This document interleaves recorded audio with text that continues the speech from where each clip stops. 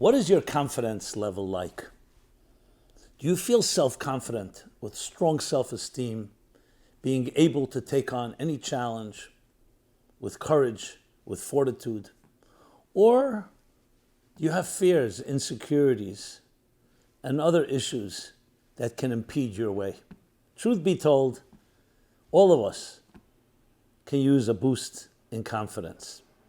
Some of us are even paralyzed and incapable of fulfilling our dreams and aspirations. Others have confidence, but it can always be built. We live in a world where this is one of our greatest challenges. So please join me in this empowering discussion. Boost your confidence in 3 easy ways.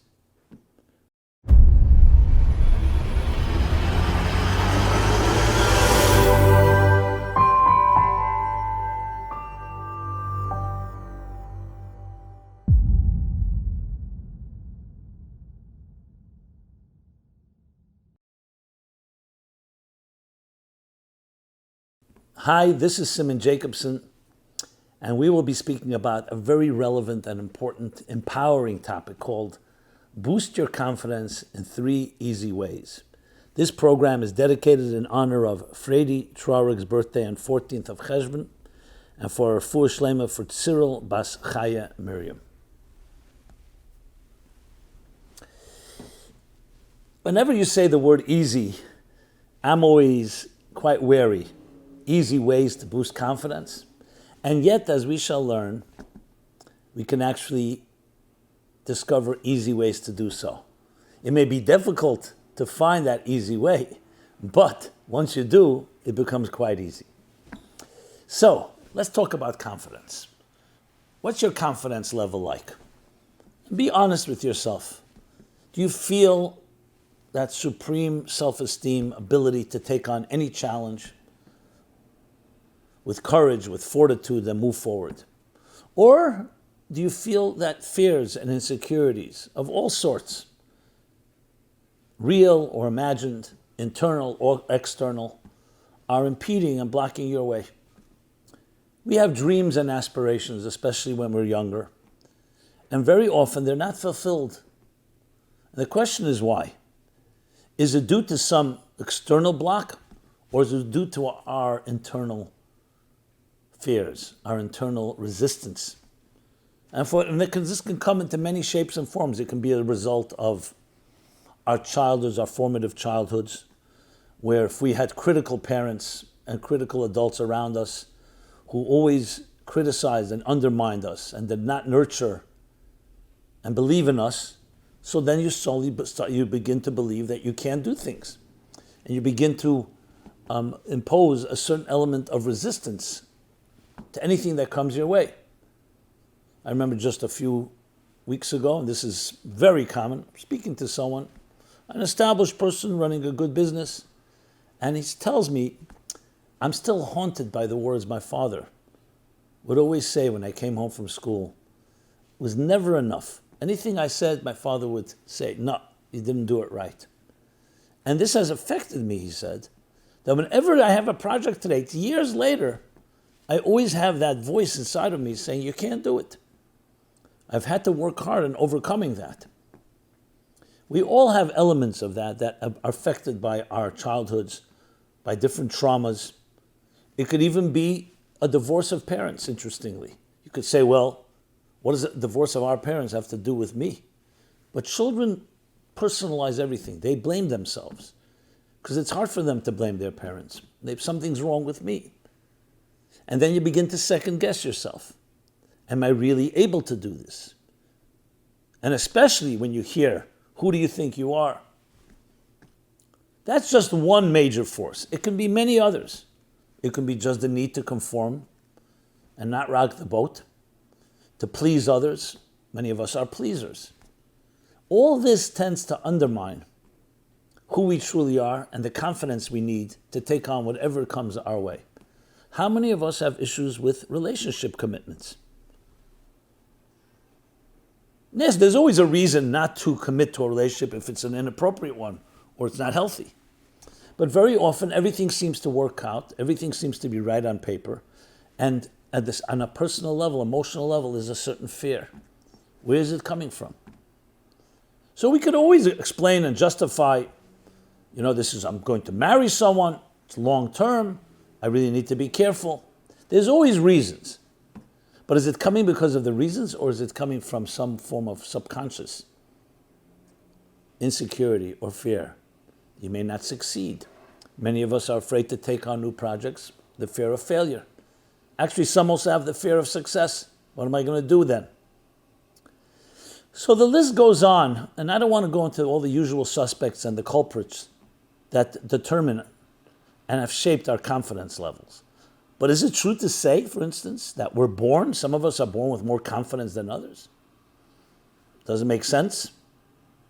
It's mostly impacted by the forces of nurture versus nature. Because look at a newborn child. Is there such a thing as an insecure newborn child?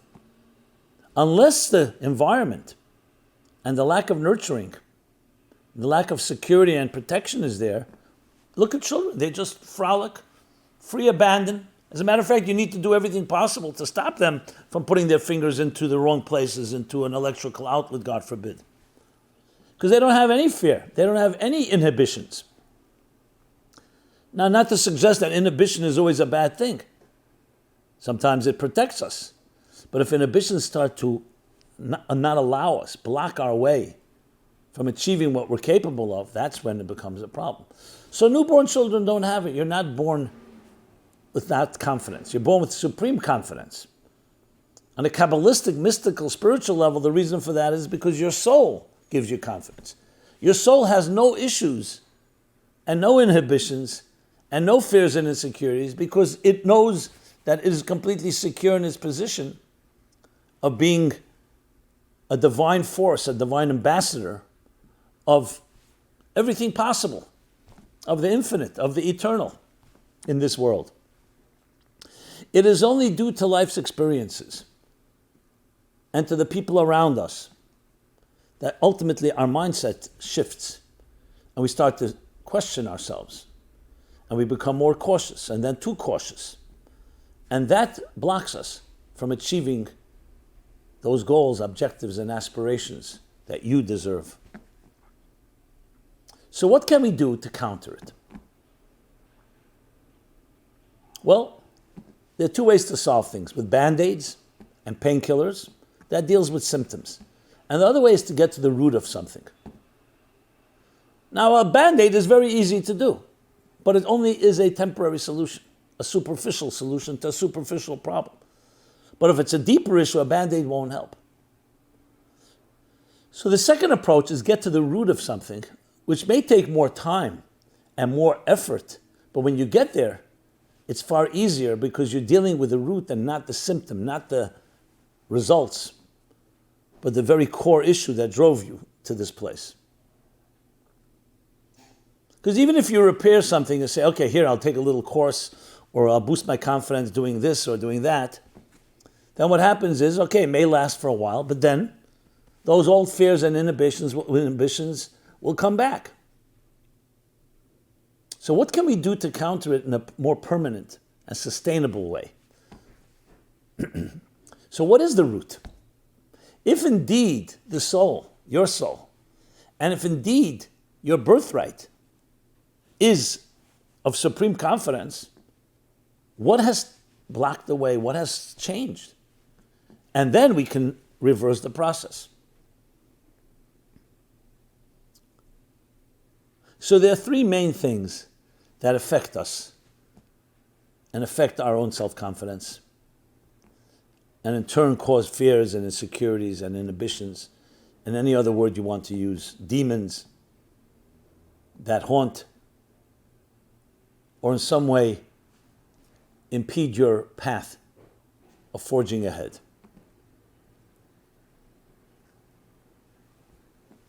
The three things are not your natural self, but they're coming from forces outside of yourself, which in turn impact you.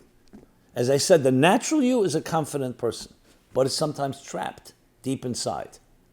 This is critical because we're not talking about creating confidence. We're talking about igniting and boosting and expressing an innate confidence that's already there. Vital that we know that, and we'll get back to that shortly. So what are the forces? I've already mentioned one, parental. It could be our school systems, our education. As we grow older, it can be our environment, our social circle, the media. So these are the things that surround us with. And it could be our friends, the company we keep. What do they reinforce? What are they saying to us? Don't underestimate the effect of all these factors. In the impressionable younger years, that's obvious, but even in later years, we want to be accepted. We want to be part of a group. Yes, we like to say we're originals, but there's a line that we all draw, an invisible line. Every society has its rules, and they also have their rules if you break the rules. Where you become rejected, you can become unwanted, a deplorable, whatever word you want to call it. Excommunicated, blacklisted. Not always in extreme ways, in subtle manners. So that's one thing. That in turn affects our mindset, how we look at ourselves. So though you have innate confidence, but you don't see that. You don't see, like we don't see many of our skills and potentials. So that's your mindset now is affecting you. Very often that mindset was caused by the first factor, which is the company, which is the environment, the people around us. That in turn affects how we see ourselves. In other words, we're not seeing ourselves from the inside out, we're seeing ourselves of how others perceive us or what others' demands and expectations of us. And sometimes it's very subtle, and sometimes it's very blatant. And finally, the third thing is the inertia of the status quo. When you get stuck in this place. So your mindset has these fears, insecurities, and inhibitions. The people around you and the environment is reinforcing it or actually feeding it. And now you're in a stuck place. It's hard to make a move. Your confidence isn't there. And it's important to point out, this doesn't mean across the board. You can be confident in some areas, but in more fundamental areas that touch more, let's say, your own vulnerability, your emotional relationships, and you may find difficulty there. We should also not confuse confidence with bravado. People just sometimes show, I'm a tough, brave guy. It's really just covering up a deep insecurity. And you need to be honest with yourself to distinguish between the two. So if we were to look at these three forces, how you counter them, with an awareness that deep within you, you have what it takes, and it doesn't need to be created or manufactured or bought or purchased. So then the three easy ways, as I call them, to boost your confidence, we'll call them triple A, 3 A's.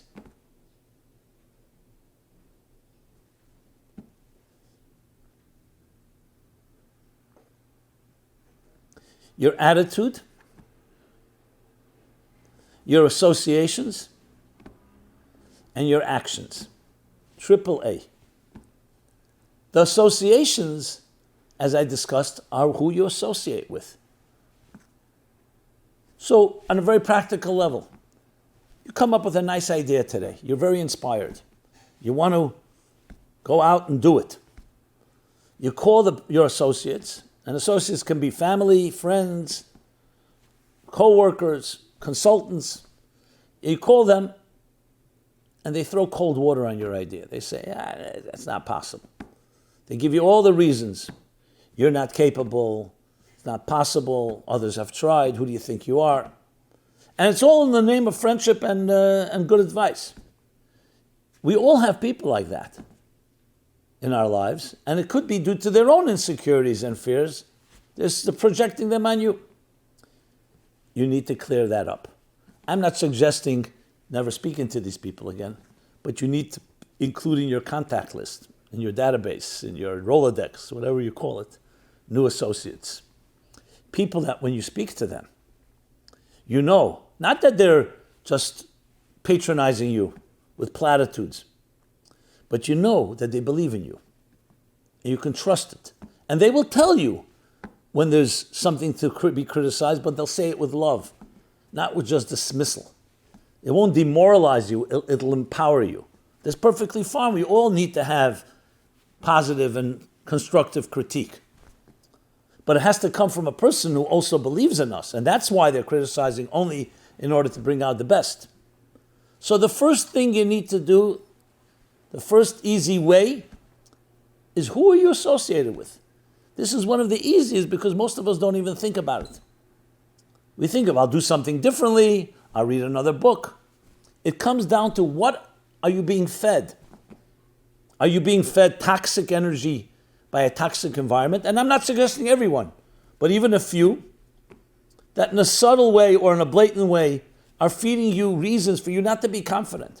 So they're undermining your very inherent confidence that I mentioned before and feeding your new perception, your new narrative of yourself that you're not capable. Who do you think you are? You're going to fail. How do you counter that? By bringing in associations and associates who you associate with that has positive energy. Not just not negative energy. We don't want a neutral. We want positive energy. Oh, wow, that's a great idea. You should have been doing this a long time ago because you're really great at it. I really believe you can do it. I'll help you in some way. I'll make an introduction. Other things you may need. You need to associate yourself with people like that. Which leads me to the second A, even though I began with that, the triple A, but associations, starting from parents in our formative years, should really be the first. The second A is our attitude. That we have to change our attitude, which means our mindset, our heart set. And how do you do that? Let's say you already have a negative attitude or you don't have that much confidence inside in yourself. You need to open up new vistas and horizons that your mind can explore your own soul's potential. Yes, I say soul, I don't say body, because it's soul. Soul, not necessarily in any religious sense. We're talking about soul as in what defines your inner identity. Learn about your soul. Learn about the fact that it has 10 conscious faculties, 3 intellectual ones and 7 emotional ones. That it has 2 superconscious faculties that are behind the scenes. That how you learn about the 3 ways you express yourself in your thought, speech, and action. What is this soul made of? What does it aspire to? Its transcendent nature, that it's not bound by the laws of gravity. It defies gravity like a flame that's restless and always rising. Read the chapter, Body and Soul, the first chapter in my book, Toward a Meaningful Life. That'll get your mind into another place. So your attitude changes. Because you're not just buying into the narrative that you've had about yourself till now, or what others are feeding, but you're creating your new narrative, which is really not new. You're just returning to the very core essence of who you truly are, and the confidence that that brings. As I mentioned, the inherent, innate confidence that every soul has from birth and prior to birth. And finally, the third A. Remember we spoke about inertia, status quo. How do you break inertia? Action. The third A, act. Even if you're not in the mood, even if you're not confident, find something that you can do. It doesn't have to be big. You just have to get that shift. It's a qualitative shift. It's not a big action, but an action versus an inaction. Initiative versus paralysis. Proactive instead of reactive. That action, interestingly, not only does it shake you up because it forces you to move, but it does something more. It stirs the innate confidence that's deep inside of you that you may have not accessed fully. The action, in a way, is like mixing the pot, getting to that core place. You may not feel it right away, but the action itself breeds confidence. Action breeds action, confidence breeds confidence. And start small. It's like when you untangle a yarn or wires. So there's always going to be areas that are very difficultly and complicatedly tangled. So start untangling from the edges until you can isolate the area that needs most work. Start with any action. You want action suggestions? Let's use another acronym, SPA, the spiritual SPA I've been speaking about. Study, prayer, action. Do something, study something new about your soul.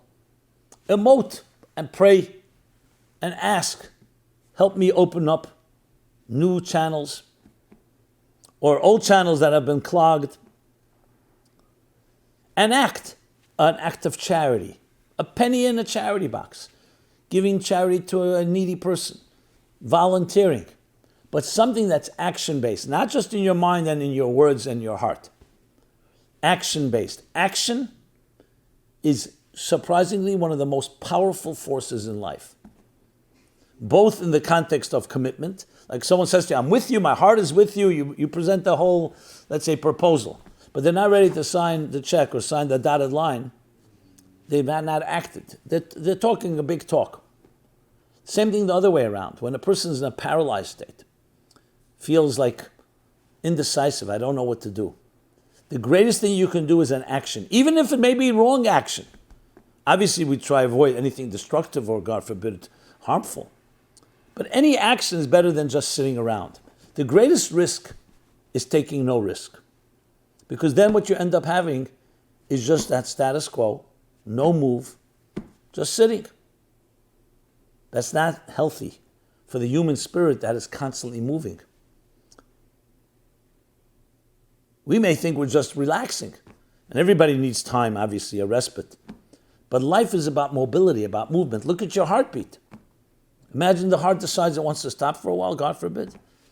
It's a wave, a constant pulsating wave. Your breath, exhale, inhale. And the same thing in our lives as we aspire to things. You need action that gets things rolling and going. So there you have the AAA. The AAA of spiritual maintenance,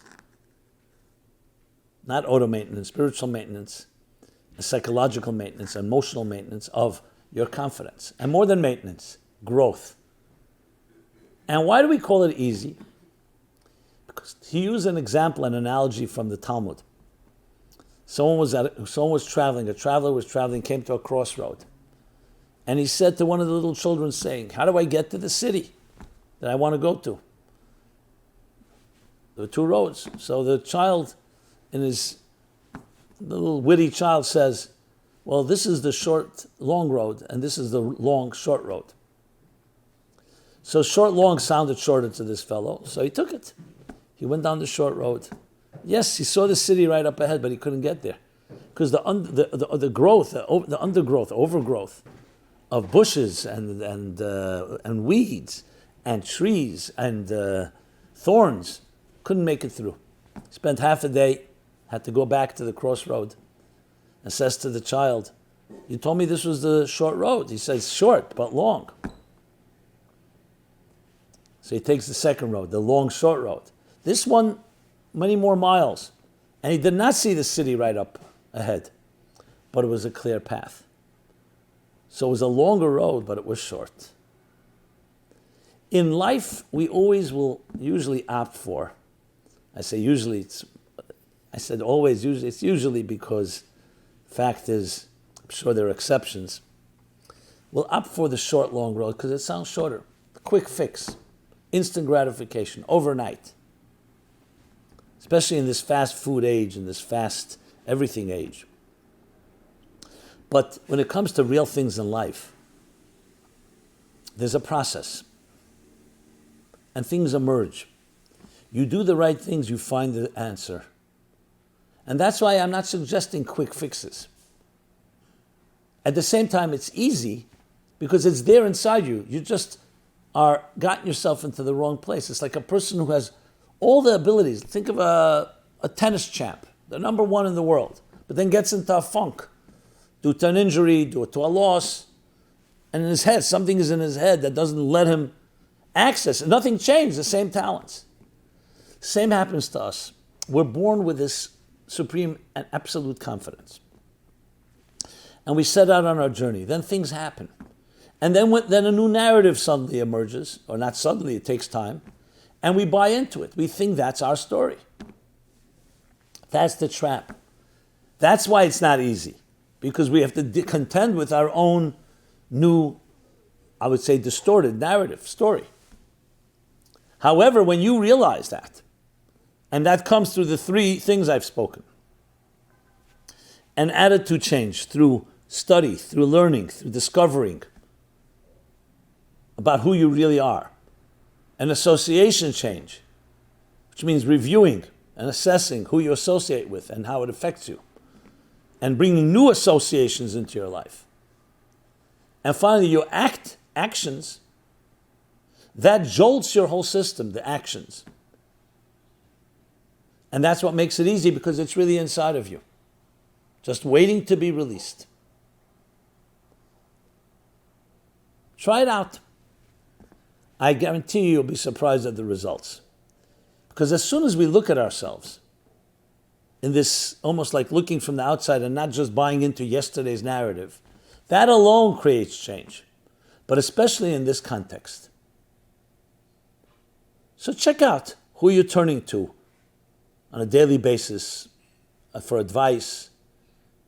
Again, we're not talking about doing anything draconian or drastic. Introduce a little fresh air into your life. New friend, a new mentor, a new advisor, a colleague. It could be just, so it doesn't have to be anything dramatic. Make it easy, make it simple. The second thing, make sure your mind is now refreshed as well with new approaches to things. Study about the soul, learn about it. And finally, act. Do an action. Take on a new project. Join a group of a cause you believe in. Act on it. Dedicate some time, money, or whatever it is that you can dedicate, resources.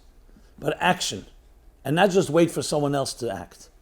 Action builds tremendous confidence, as does a new mindset, and as does new associations. So the AAA, the 3 easy ways to boost your confidence. I'd love to hear how things go. This is Rabbi Jacobson, Meaningful Life Center, meaningfullife.com. And please share your thoughts. Love to hear your suggestions, your ideas. Share with others if you felt this was meaningful. Like, subscribe. Let's create a movement of confident individuals that you can begin or enhance actualizing so many of your dreams and aspirations. Because armed with this confidence, nothing is impossible.